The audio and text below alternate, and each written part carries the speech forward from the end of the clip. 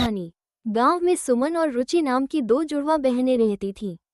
दोनों देखने में एक जैसी थीं, लेकिन स्वभाव में बहुत अलग थीं। सुमन शांत और समझदार थी, जबकि रुचि जिद्दी और गुस्से वाली थी।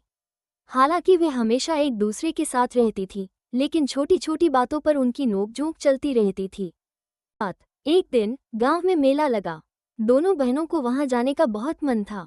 उनकी मां ने कहा, तुम दोनों को एक ही चीज खरीदनी होगी ताकि झगड़ा न हो। लेकिन मेले में पहुंचकर सुमन को नीले रंग का दुपट्टा पसंद आया, जबकि रुचि को लाल रंग का। दोनों अपनी पसंद पर अड़ी रहीं और किसी की भी जिद कम नहीं हुई। धीरे धीरे उनकी बहस तेज हो गई और दोनों गुस्से में एक दूसरे से बात करना बंद कर दी। घर लौटने के बाद भी दोनों ने कई दिनों तक एक दूसरे से बात नहीं की। लेकिन जब उनकी मां बीमार पड़ी तो दोनों एक साथ उनकी सेवा में लग गईं। मां ने मुस्कुराते हुए कहा, तुम दोनों अलग पसंद रख सकती हो, लेकिन दोनों बहन दिल से जुड़ी हो। अगर बेटी छोटी छोटी बातों पर अलग हो जाओगी तो बड़ी मुश्किलों में एक दूसरे का साथ कैसे दोगी। माँ की बात सुनकर दोनों बहनों को अपनी गलती का एहसास हुआ।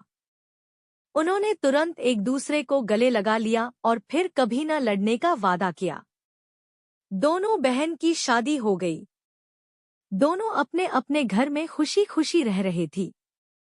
एक दिन दोनों बहन फोन पर बात कर पुरानी बातें सोचकर हंसने लगी कि कैसे दोनों छोटी छोटी बातें पर लड़ाई करती थी। फिर दोनों हंस पड़ी और कहा, बचपन की यादें कितनी खट्टे मीठे थे ना।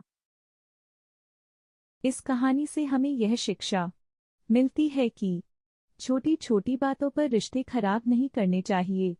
असली प्यार और जुड़ाव वही होता है जो मतभेद के बावजूद भी मजबूत बना रहे।